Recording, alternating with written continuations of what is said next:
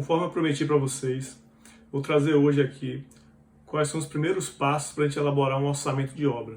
Agora, um orçamento analítico, um orçamento de responsabilidade. São os passos iniciais, né, os básicos, mas eu tenho certeza que se você seguir esses passos, você já vai estar saindo do desconhecimento para fazer um orçamento bem elaborado, e qualquer cliente seu que pegar um orçamento desse, ele vai ter confiança no seu trabalho.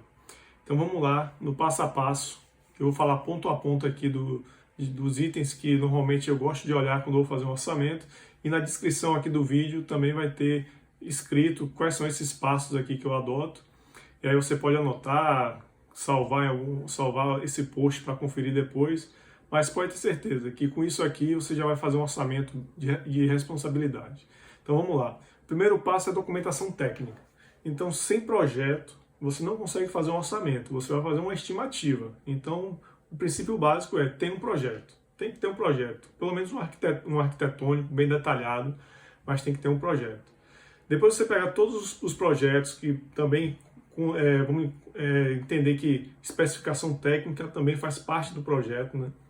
Então, toda a documentação técnica, não vamos falar só de projeto não, documentação técnica disponível. Você vai pegar, recolher todas elas, abrir e estudar cada um dos documentos técnicos. Entenda qual é a obra que você vai orçar. Não tem como a gente orçar uma obra sem entender o que é a obra, qual é a funcionalidade dela, como é que ela se integra, como é que ela é feita, porque o orçamento parte do princípio que você está orçando uma obra. Uma obra vamos dizer assim, uma construção viva. Então, se você for pegar isoladamente itens para fazer orçamento, você não consegue ter uma noção boa. Então, estuda a documentação técnica, esse é o primeiro passo, né? Ter a documentação técnica e estudar. Depois de ter feito isso, uma coisa indispensável para o orçamentista é ir no local da obra. Você tem que ir no local da obra para poder ver quais são as condições do local, se já tem construção para você demolir, se o terreno, como é que está o terreno, se ele está no nível mais baixo, no nível mais alto, vai ter terraplanagem, não vai ter. A depender do nível, pode ter até uma contenção, aí você vai ter que pedir mais projeto complementar também para poder orçar também. Então, o orçamentista simplesmente não pode pegar uma prancha e já começar a fazer quantitativo e orçar. Tem que ir no local, visitar, até olhar construções vizinhas, perguntar para os vizinhos se lá alaga, tem problema de alagamento, se você vai ter que fazer uma casa mais alta em relação ao nível da rua, olhar se as casas vizinhas, perguntar para os moradores se eles fizeram fundação profunda ou não, se aí você vai olhar também nas paredes das casas vizinhas se já tem rachadura. Então tudo isso é importante para você ter conhecimento do local, né, da região. Ver também acesso, se é fácil de entrar caminhão betoneira, entrar caminhão para material, logística, né? Entender o bairro que ele está inserido, se tem material de construção por perto. Então tudo isso, para você fazer um orçamento bem feito, você tem que ter domínio da sua obra, né? Muita gente acha que é só pegar uma planilha de Excel, levantar as quantidades, pegar o preço do Sinap, colocou e sua obra está pronta, está orçada. Vai estar orçada, mas vai estar faltando muitas coisas.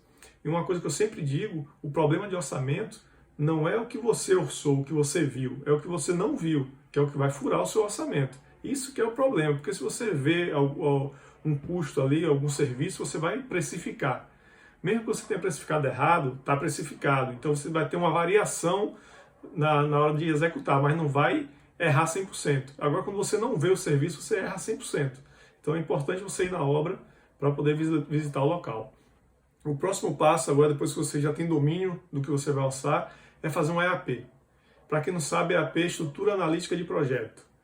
E a EAP nada mais é do que você fazer todo o escopo do seu orçamento. Isso serve tanto para o planejamento como para o orçamento. Os dois, de certa forma, andam integrados, né? O planejamento e o orçamento. O correto é fazer sempre os dois juntos. Então, quando você faz um EAP, você começa a ter domínio do que você está orçando. Aí você pode fazer sua EAP quebrando ela em níveis, né? Normalmente eu gosto de fazer por etapa da obra, serviços preliminares, fundação, estrutura, alvenaria e fechamentos, esquadrias e portas, pinturas, acabamentos, telhado de cobertura. Então eu vou separando ela por etapas primeiro, vou quebrando em um nível maior e depois dentro desses níveis eu vou criando um pacote de trabalho, que são os serviços, né, para poder ser executado. Que aí eu vou descer mais níveis, né? E aí, com isso, eu vou montando minha planilha de serviço. Esquece Sinap nessa hora. Eu recomendo para quem está começando agora, primeiro montar a sequência, a EAP, na sequência executiva da obra. Sair fazendo as etapas, dentro das etapas colocando os serviços que vão ser executados, serviço preliminar, limpeza do terreno, vamos colocar lá, construção do barracão, terraplanagem, bota fora do material que vai ser retirado, vamos colocar também lá instalações iniciais, né, de água, de energia. Aí você vai fazer o serviço preliminar, depois vem para a fundação, escavação da fundação, magro, forma, aço, concreto, pintura impermeabilizante da fundação. E aí você vai fazendo a sequência cronológica do serviço. Você vai montando toda a sua sequência de serviço da sua obra. Depois que você montou a sua sequência de serviço, você vai calcular suas quantidades. Essa é a segunda, vamos dizer assim, outra etapa muito importante, né? As suas quantidades. Então, depois que você montou o seu serviço que você tem que realizar, aí sim você pode adequar eles ao seu banco de dados, que aí pode ser o SINAP, o ciclo, o TCPO, que aí você vai adequar as descrições ao desses bancos de dados. Aí você coloca ao lado os códigos de serviços, correto? Porque esse código de serviço vai te auxiliar em todas as etapas do teu orçamento, desde para fazer uma curva ABC, para fazer um estudo aí de insumos, ou então até para conferir se seus preços estão corretos. Então a EAP, né, a codificação de cada serviço é importantíssimo. Então toda vez que você for precificando, coloca um código desse serviço, né, para você ter um cadastro dele. Depois você colocou o nome do serviço, você tem que colocar as unidades. A unidade é o quê? Se for escavação, é metro cúbico, alvenaria é metro quadrado, concreto, metro cúbico, aço, 1 quilo, forma em metro quadrado. Então você vai colocar as unidades dos seus serviços, né? Se você não tem esse domínio ainda, você está começando agora, acabou de formar, então pega um SINAP da vida, já vai pegando os serviços que tem no SINAP e adequando a sua planilha, já que você já fez uma prévia dela, né? Você já descreveu o serviço, e aí você vai montando a sua planilha e colocando as suas unidades de medida. Por que as unidades de medidas? Porque é ela que vai dizer qual vai ser seu preço e também vai fazer suas quantidades. Que depois que você montou sua planilha, você vai para a segunda etapa agora, que é calcular suas quantidades. Na hora de calcular as quantidades, o famoso levantamento de quantitativos, né? A gente vai calcular os serviços e, se possível, fazer uma memóriazinha de cálculo. Para quê? Para conferir depois. Se você errou, se você for apresentar para um cliente, e você quiser conferir de novo a sua curva A, quando você terminar o orçamento, você fez a curva A, viu lá quais são os principais serviços, você vai conferir lá na frente. Se você tem uma memória de cálculo, você consegue ver se o seu serviço está correto ou não, tanto em quantidade quanto em preço. Então é bom fazer a memória de cálculo das quantidades. E aí você vai, depois de você colocar todo o seu serviço, colocar as unidades, você vai começar a colocar as quantidades. Então você está fazendo sua planilha de serviços e quantidades. E aí você vai quantificar todos os seus itens. Ah, mas eu não tenho um projeto estrutural, eu não sei quantos quilos de aço eu vou ter. Então, realmente, nessa fase você vai ter que estimar. Aí você pode pegar em literaturas, mas na base, uma construção, normalmente gira em torno de 80, 100, 120 quilos por metro cúbico de concreto. Pelo projeto você consegue levantar o concreto. Então você consegue, por taxa, quantificar a quantidade de aço. E aí você vai quantificar toda a sua planilha, beleza? Depois de quantificar a sua planilha, aí você vai precificar. Por enquanto, não se preocupe tanto se seu preço já está certo, adequado para a sua obra, para a sua região. Nessa fase agora, é simplesmente colocar preço. Aí você vai pegar seu banco de dados. Se você tiver um banco de dados já de outras obras, melhor ainda, porque já é o preço já refinado para a sua real necessidade. Mas caso você não tenha, SINAP, TCPO, depende do tipo de obra que você está orçando. Eu já fiz um material que está lá no feed, que você pode olhar sobre banco de dados, que lá eu dou uma base. Se você está orçando uma casa, pode usar o SINAP ou o TCPO. Mas se você está orçando uma estrada, uma obra de infraestrutura, vai para o ciclo, que ele vai representar melhor as produtividades do seu serviço. Então você escolheu o seu banco de dados, começa agora a buscar os preços nesse banco de dados e colocar na sua planilha, as composições no caso, né? Que para fazer um orçamento de certo, você tem que pegar as composições e ir montando. Isso se você já tiver um nível básico ainda. Se já tiver um nível avançado, você provavelmente vai ter um sistema de orçamentação, onde é que já tem um banco de dados integrado nesse sistema. Aí a coisa já é em alto nível. Mas aqui eu estou fazendo esse vídeo para quem está começando agora, para quem tem pouca noção, que vai usar só o Excel. Porque assim, a pessoa não vai comprar um programa de orçamento sem nem saber fazer um orçamento direito ainda. Então vamos aos poucos, fazer um orçamentozinho de uma casinha, de uma coisa, no Excel mesmo. Vai dar trabalho, vai. Mas também, quanto mais trabalho der, mais você vai aprender. E aí você vai montar no Excel uma aba que é a sua planilha, outra abazinha que é a memória de cálculo das quantidades, ou até mais de uma, depois outra aba com todas as suas composições de preço que você pegou desses sistemas referenciais aí, SILAP, Ciclo, colocando todas as composições analíticas com um códigozinho de serviço que você também vai linkar na sua planilha principal, e aí você vai precificar toda a sua planilha. Pô, Diego, mas eu não achei um preço de um serviço que eu vou ter aqui na minha obra. Tá, você tem um preço que não tem no sistema referencial, então você vai ter que montar uma composição de preço especial, ou seja, uma composição de preço própria. Então é nessa hora que você começa a fazer composições novas, composições especiais para o seu orçamento e sai desses referenciais padrões, né? Porque o referencial, como eu já falei em outra postagem minha, é uma base, é uma estimativa de um preço, né? Que a pessoa fez uma média, tanto de material como de gasto de mão de obra e de equipamentos, e criou um referencial. Isso é muito usado pelo governo para fazer as licitações e as auditorias, mas para um orçamento particular, um orçamento de empresa, vamos dizer assim, privada, então o referencial é bom para ter um norte, um pontapé de saída, né, para você não sair do zero, e aí depois você refina. Aí depois que você criou os preços novos, aí você vai para a famosa curva ABC. A curva ABC é onde você vai ordenar por ordem de relevância todos os seus preços. Aí vamos lá para um exemplo. Vamos dizer que eu tenho um concreto na fundação, um concreto na parte de estrutura e um concreto nas obras externas, que é o mesmo. Vamos dizer que é um concreto de 30 MPa. Então, como eu falei lá atrás, quando a gente coloca o código de cada serviço, o código de preço, né, o código da composição ao lado do nome do serviço na planilha, na hora de montar sua curva ABC, está muito fácil. Você vai simplesmente criar uma aba auxiliar da sua planilha, vai remover os códigos duplicados, né? Se ele se repete 3 vezes, ele vai remover, vai ficar só um código de concreto de 30 MPa e dos demais serviços também. E aí você vai fazer uma fórmula chamada soma-si. Aí você coloca lá no Excel, é igual a soma-si. Se você, toda vez que todo código que for igual, né, na planilha principal, vai somar as quantidades em uma linha só da sua planilha, da sua curva ABC. Aí você vai começar a criar uma planilha com itens únicos, né, individuais, com as quantidades somadas de todos os itens que eles são repetitivos na planilha, né? E aí você vai criar sua curva ABC. Quando você ordenar do mais relevante para o menos relevante, você vai ter já uma forma de priorizar. Aí a curva ABC, normalmente, 80% é o A, até 95% é o B e 5% final é o C. Mas para essa fase de orçamento, eu sugiro analisar só 80%, que é a curva A, e se quiser entrar mais um pouquinho, vai até o 90% da curva B. Beleza? Com a curva A, você vai conseguir ver quais são os seus principais serviços, né, os mais representativos do seu orçamento, da sua obra, e aí você vai pegar lá e conferir as quantidades pela sua memória de cálculo que você fez, para saber se você não errou, porque às vezes um serviço está lá na curva A, mas não é porque ele é representativo, é porque você errou na quantidade. Eu já errei várias vezes, já peguei vários erros também de outros colegas meus. Nessa hora, quando você faz a curva ABC, um serviço que não estava lá destacando na planilha porque ele era repetitivo em várias etapas da obra, na hora que você joga na curva ABC, ele despontou logo lá em cima na curva A, quando eu conferi a quantidade estava errado. Um erro de unidade. A pessoa quantificou tipo em metro quadrado, só que esse item era por quilo. Estou aqui dando um exemplo. Mas existem vários casos que você consegue pegar. Conferiu as quantidades, está ok, vai para o preço, pega os preços e abre a composição analítica, né?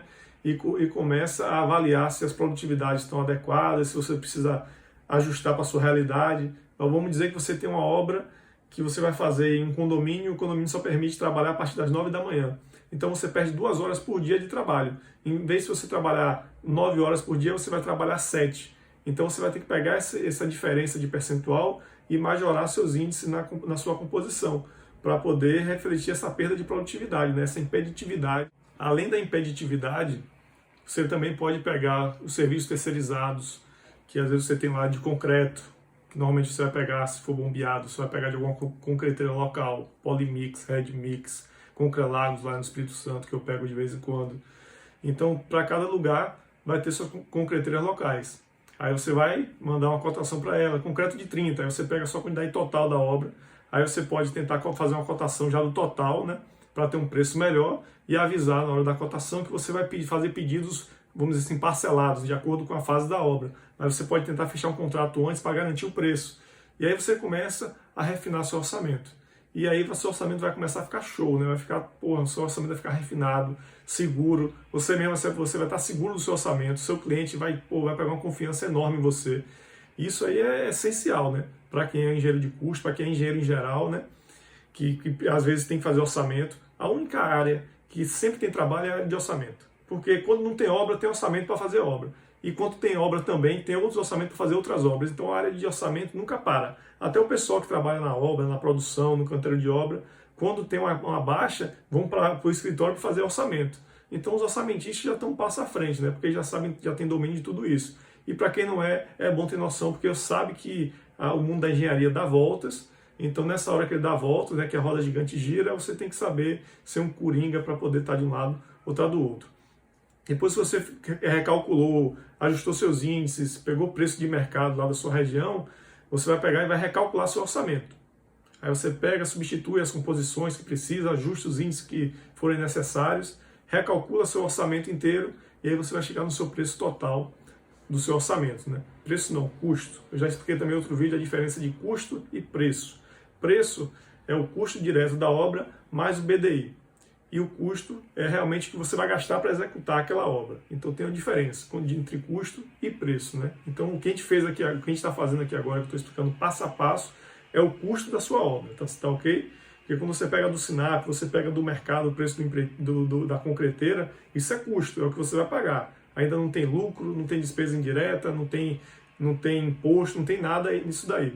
Então depois que você fez todo o seu custo, aí você vai fazer o quê? Você vai colocar o seu BDI.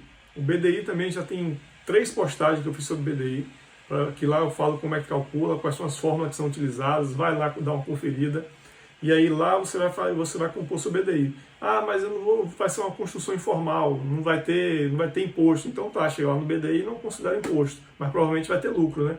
Qual construtor que vai fazer uma obra e não vai ter lucro? Então o lucro tem que ter, a administração central tem que ter, risco também, uma contingência é importante, porque às vezes o preço vai variar, né? A quantidade você pode ter errado alguma coisa também, o projeto vai dar vamos dizer assim, uma refinada, e aí isso aí tudo tem que estar na contingência. Agora que eu falei, o projeto vai dar uma refinada, o projeto não vai mudar. Mudança de projeto, mudança de escopo, não é contingência, não é risco.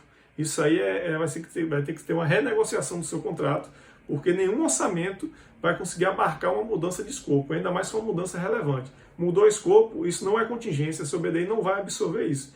Quando é mudança de escopo, você vai ter que renegociar com o seu cliente. O que eu falo é refinar. Sua taxa de aço você colocou, às vezes, 100 e deu 110, 120. Se for uma mudança assim tranquila, você acaba absorvendo, principalmente se for uma obra por preço global. Agora, se for por preço unitário, é mais tranquilo. Deu uma refinada do projeto, você automaticamente tem direito de medir as quantidades reais, tanto para mais quanto para menos, né? Porque preço unitário é aquele contrato que você tem um preço fixo, né, unitário, mas a quantidade vai ser a real que você executar. E um contrato por preço global, o famoso turnkey, aí você vai dar um preço total para a obra, com a contingência, e o que tiver lá na hora da execução de variação, você que vai absorver, né? Desde que não seja mudança de projeto. Mas normalmente obra por preço global, o projeto tem que estar muito bem detalhado, um nível elevado já do projeto executivo. Não é qualquer obra que eu recomendo fazer uma obra por preço global, principalmente para quem está iniciando agora, porque é um risco muito grande e depois você pode assumir um prejuízo que você não vai suportar e vai falir na primeira obra que você vai fazer. Dica de ouro: toda vez que você fizer um orçamento, você tem que conferir ele, não só unitariamente, linha a linha por serviço, curva ABC. Você tem que fazer um orçamento separado, é a chamada prova dos 9. Eu gosto de fazer o quê? Um método rápido, que eu também já tenho um post no meu feed sobre isso. Eu vou usar um método rápido só para avaliar se meu orçamento está em ordem de grandeza, se ele está ok. Exemplo, eu vou ser uma casa, cheguei no valor da casa lá de 400 mil. Agora eu vou pegar um método rápido para ver se meus 400 mil estão razoáveis.